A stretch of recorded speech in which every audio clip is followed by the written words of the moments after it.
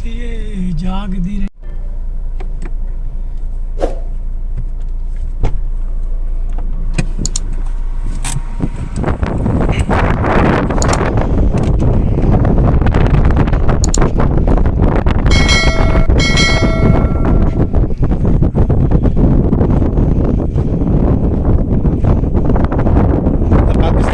ਲੋ ਤਸਵੀਰਾਂ ਸੋਹਣੀਆਂ ਸੋਹਣੀਆਂ ਪਾਉਂਦੇ ਆ ਵੇਖ ਲੋ ਇੱਥੇ ਹਾਲ ਹੀ ਆ ਦੇਖ ਲੋ ਭਾਈ ਦਾ ਤੁਸੀਂ ਸੁਣਾਓ ਜਿਵੇਂ ਤਬੀਅਤ ਸਿਹਤ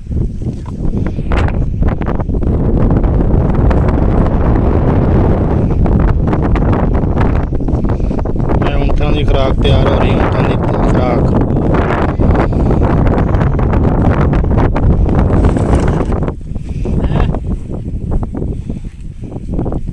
ਵੰਡਾ ਪਾ ਰਿਹਾ ਵੰਡਾ ਹਾਂ ਊਂਠਾਂ ਦਾ ਵੰਡਾ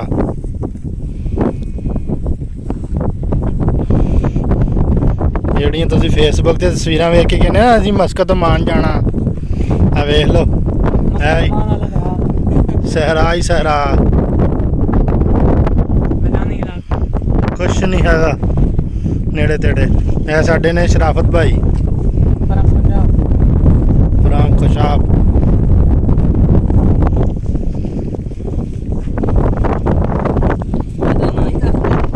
ਇਹ ਨੇ ਜੀ ਹਸਨ ਭਾਈ ਫਰਾਮ ਰਾਜਨਪੁਰ ਕੱਚੇ ਦਾ ਇਲਾਕਾ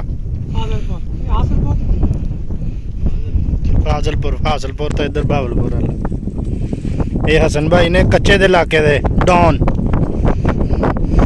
ਉਹ ਕਿਹੜਾ ਵਾ ਡਾਕੂ ਲੁੰਡ ਲੁੰਡ ਦਾ ਬੇਲੀ ਆ ਬਚਪਨ ਦਾ ਇਕੱਠੇ ਪੜਨੇ ਨਾ ਕਿਸੇ ਬੋਲ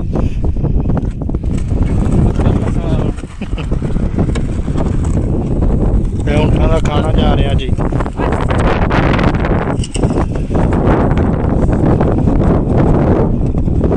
ਤਾਂ ਇੰਡੀਆ ਦੀ ਫਿਲਮ ਆਈ ਸੀ ਨਾ ਦੀ ਗੋਟ ਲਾਈਫ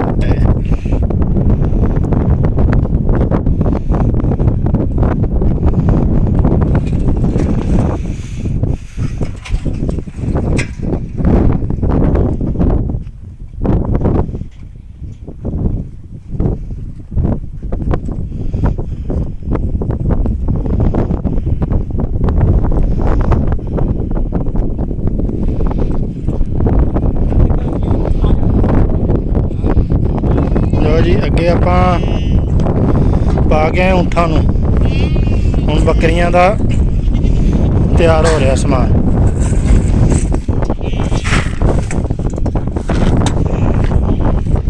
ਹਸਨ ਭਾਈ ਕਿੰਨੇ ਸਾਲ ਹੋ ਗਏ ਤੁਹਾਨੂੰ ਇੱਥੇ 8 ਸਾਲ 8 ਸਾਲ ਹੋ ਗਏ ਸਹਿਰਾ 'ਚ ਇੱਥੇ ਰਹਿੰਦਿਆਂ ਨੂੰ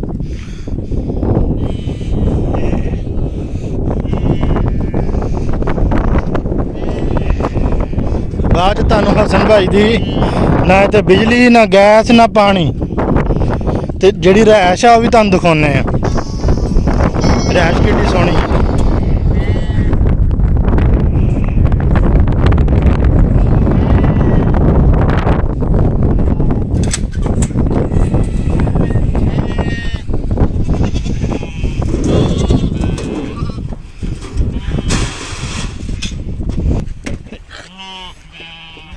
ਇੰਡੀਆ ਵਾਲਿਆਂ ਨੇ ਬਣਾਈ ਸੀ ਨਾ ਦੀ ਗੋਟ ਲਾਈਫ ਤੇ ਪਾਕਿਸਤਾਨੀਆਂ ਦੀ ਗੋਟ ਲਾਈਫ ਆ ਇਹ ਬੱਕਰੀਆਂ ਦੀ ਖੁਰਾਕ ਪੈ ਗਈ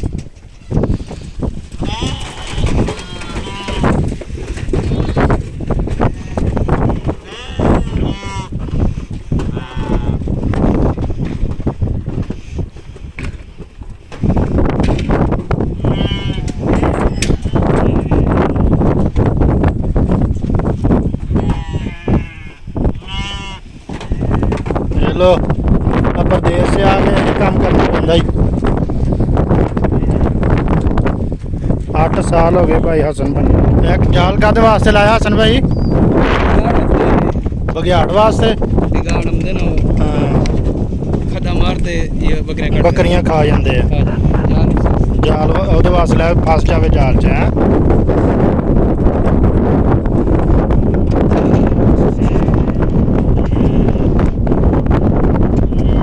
ਲਓ ਜੀ ਇੱਕ ਘਰ ਨੇ ਬੱਕਰੀਆਂ ਦੇ ਨੇ ਖਾ ਲਈ ਖੁਰਾਕ। ਇਹ ਬੱਕਰੀਆਂ ਨਾ ਕੁਛ ਨਹੀਂ ਛੱਡਦੀਆਂ, ਛਾਪਰ ਕੁਛ ਚੀਜ਼ ਨਹੀਂ ਛੱਡਦੀਆਂ, ਲੱਕੜ ਪੱਤਰ ਹਜ਼ਮ। ਸਾਡੇ ਪਾਕਿਸਤਾਨੀਆਂ ਹਰੇ ਤੋਂ ਬਗੈਰ ਕਿਸੇ ਨੂੰ ਖਾਂਦੀਆਂ ਨਹੀਂ। ਇਹਨਾਂ ਜੋ ਜ਼ਿਬਾ ਕਰੋ ਨਾ ਵਿੱਚੋਂ ਛਾਪਰ ਪਤਾ ਨਹੀਂ ਕੀ ਕੁਛ ਨਿਕਲਦਾ ਜੀ। ਨਿਕਾਲ ਵੀ ਖਾ ਲੈਂਗੇ ਹਾਂ, ਇੱਕ ਦੂਸਰੇ ਦੇ ਵਾਲ ਖਾਣ ਲੱਗ ਪੈਂਦੀਆਂ ਜੋ ਭੁੱਖ ਲੱਗੇ ਇਹਨਾਂ ਨੂੰ। ਹੁਣ ਦੂਸਰੇ ਘਰ ਦੀ ਵਾਰੀ, ਇੱਕ ਘਰ ਖਾ ਗਿਆ ਉਹਨੂੰ ਬੰਦ ਕਰਤਾ, ਹੁਣ ਦੂਸਰੇ ਘਰ ਦੀ ਵਾਰੀ।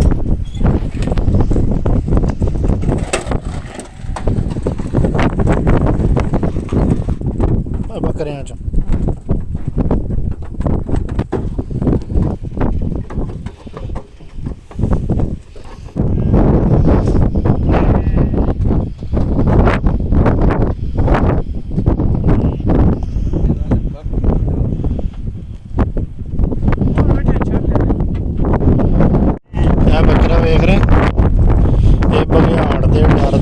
ਡਰ ਤੋਂ ਪਹਾੜ ਦੇ ਉੱਤੋਂ ਡਿੱਗ ਪਿਆ ਤੇ ਇਹਦੀ ਲੱਤ ਟੁੱਟ ਗਈ ਵਿਚਾਰੇ ਦੀ।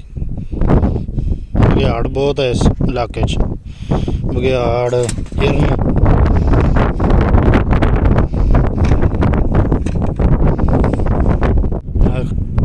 ਇਹੋ ਜਿਹੀ ਦਰਖਤੀ ਆ ਬਸ ਇੱਥੇ, ਕੀ ਕਰਾਂ।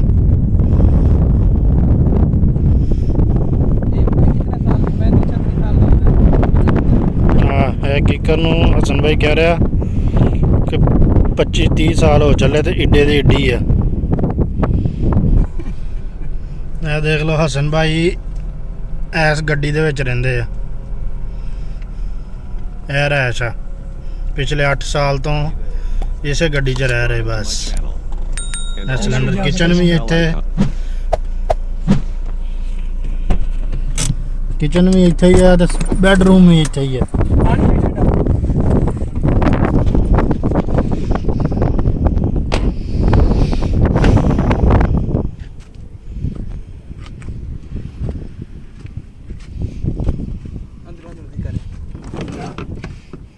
ਤੂੰ ਖੋਲ ਦੇ ਛੱਤ। ਆ ਜੀ ਕੋਠੀ, ਪਰਦੇਸੀਆਂ ਦੀ ਕੋਠੀ ਆ ਇਹ। ਨਾ ਬਿਜਲੀ,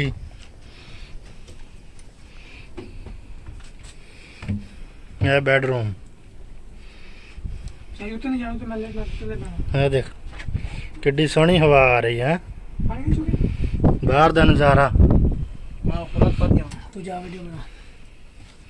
ਇਹ ਕਿਚਨ ਦੇਖ ਲਓ। ਉਹ ਟੈਂਕਰ ਜਿਹੜਾ ਖੜਾ ਉਹਦੇ ਤੇ ਪਾਣੀ ਲੈ ਕੇ ਆਉਂਦੇ।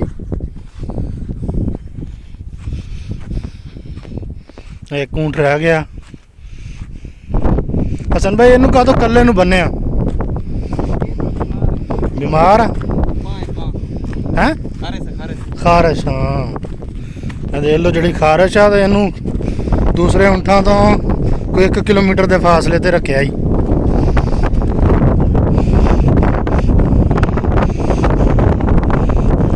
ਬਾਹਰ ਸਟਰਗਲ ਕਰਨੀ ਪੈਂਦੀ ਬਹੁਤ।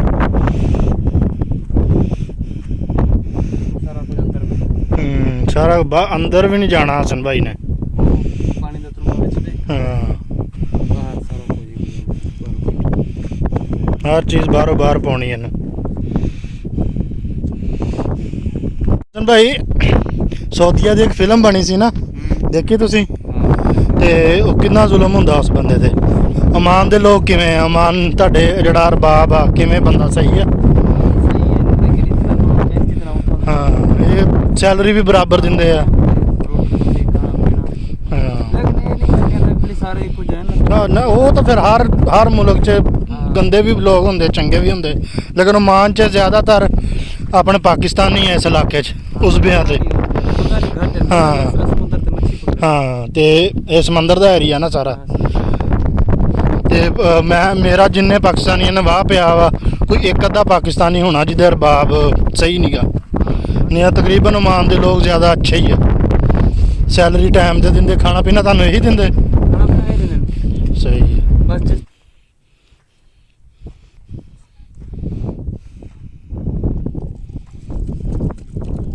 रुपए, आटा, आलू, प्याज, मसाले। किचन ਇਹ ਦੇਖ ਲਓ ਸਿਰਫ ਇਸੇ ਗੱਡੀ 'ਚ ਹੀ ਸੌਣਾ ਵੀ ਇੱਥੇ।